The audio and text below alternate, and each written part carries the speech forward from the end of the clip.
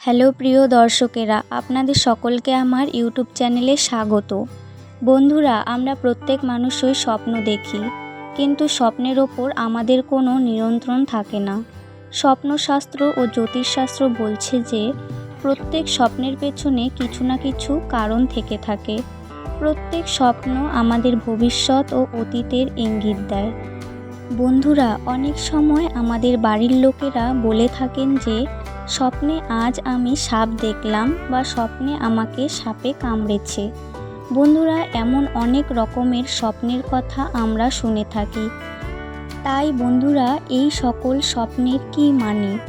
স্বপ্নে সাপ দেখলে কোন 5টি সংকেত ভগবান আমাদের দেন? এই সকল তথ্য আমরা আজকের এই ভিডিওতে জানব। তাই ভিডিওটি আপনারা অবশ্যই শেষ পর্যন্ত দেখুন এবং ভিডিওটিতে একটি লাইক করে কমেন্টে হর হর মহাদেব ও জয় শ্রীকৃষ্ণ অবশ্যই লিখুন। এবং আপনারা যদি এই চ্যানেলে নতুন হয়ে থাকেন তাহলে অবশ্যই চ্যানেলটি সাবস্ক্রাইব করে পাশে থাকা বেল আইকনটি প্রেস করে রাখুন, যাতে করে নতুন কোনো ভিডিও আপলোড করলে সর্বপ্রথম আপনাদের কাছে পৌঁছে যায়। বন্ধুরা, সাপকে হিন্দু ধর্মে পূজনীয় মানা হয়েছে। সাপ ভগবান শিবের গলাধর এবং ভগবান বিষ্ণুর শয়নক্ষেত্র। এছাড়া মা মনসা দেবীর প্রতীক। সমুদ্র মন্থনের সময় নাগরাজ বাসুকীর সাহায্যে সমুদ্র থেকে অমৃত বিষ উভয়ই তোলা হয়েছিল। তাই মানা হয় জীবনে অমৃত বিষ আসে মানে জীবনের যখন ভালো ও খারাপ সময় আসে তখন সাপের মাধ্যমে ভগবান আমাদের কিছু সংকেত দেন। কিন্তু বন্ধুরা, সাপের ব্যাপারে আমাদের মনে কিছু মিথ্যা ধারণাও রয়েছে। সাপ যখন আমাদের সামনে আসে তখন আমরা ভয়েই তাকে মেরে ফেলি। এমন কি স্বপ্নে সাপ দেখলেই আমরা ভয় পেয়ে উঠে পড়ি। কিন্তু স্বপ্নশাস্ত্র বলছে যে স্বপ্নে সাপ দেখার অনেক অর্থ রয়েছে। আর তার মধ্যে প্রথমটি হচ্ছে অশুভ সংকেত। যদি স্বপ্নে আপনাকে বারবার সাপে কামড়ায় তো বন্ধুরা, এটি কিন্তু কোনো শুভ সংকেত নয়।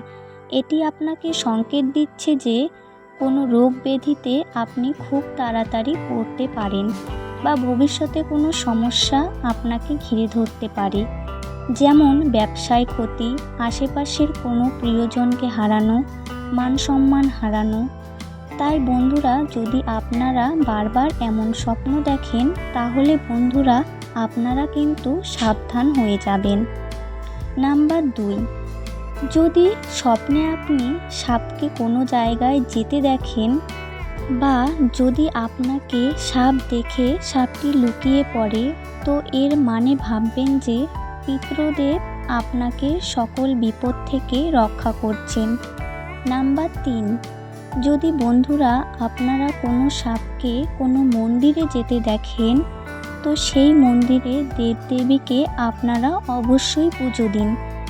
এটি ভগবানের আশীর্বাদ প্রাপ্ত হওয়ার আপনারা সংকেত পাচ্ছেন বা কোনো মানসিক আপনাদের বাকি রয়েছে, তাই ভগবান আপনাদের সংকেত দিচ্ছেন। নাম্বার 4, যদি বন্ধুরা আপনারা স্বপ্নে দেখেন যে কোনো সাপ টাকা পয়সা বা ধন সম্পত্তির ওপর বসে রয়েছে তো বন্ধুরা এটি বোঝাচ্ছে যে আপনাদের উন্নতির ওপরে কোনো শত্রু বা পিতৃদোষ রয়েছে, যার ফলে বন্ধুরা আপনাদের উন্নতির পথে বিভিন্ন বাধা বিপত্তি আসছে। নাম্বার 5, স্বপ্নে নাগনাগিন দেখা, সাদা সাপ দেখা বা ভগবান শিবলিঙ্গের ওপর সাপ দেখা বন্ধুরা এটি কিন্তু অত্যন্ত শুভ সংকেত। আর বন্ধুরা, যদি আপনারা স্বপ্নে মরা সাপ দেখেন তো এটি হচ্ছে খুবই অশুভ সংকেত। এটি গ্রহের কুপ্রভাব থাকলে মানুষেরা এমন স্বপ্ন দেখে। তাই বন্ধুরা, বারবার যদি আপনারা এমন স্বপ্ন দেখেন তো 5টি বা 11টি সোমবার আপনারা ভগবান শিবের মন্দিরে গিয়ে ভগবানের অভিষেক করুন। বা বারবার যদি আপনি আপনার স্বপ্নে সাপে তাড়া করে বা বারবার আপনার স্বপ্নে সাপ আসছে তো বন্ধুরা এটিও কিন্তু কোনো শুভ সংকেত নয়। জ্যোতিষশাস্ত্র অনুসারে এটি কাল সর্পদোষের সংকেত দিচ্ছে। কিন্তু বন্ধুরা, আপনারা একদমই ভয় পাবেন না। আপনারা ভগবান শিবের নামে বা ভগবান শ্রীকৃষ্ণের নামে একটি ব্রত রেখে ভগবানের পুজো অর্চনা করুন ও মন দিয়ে নাম কীর্তন করুন।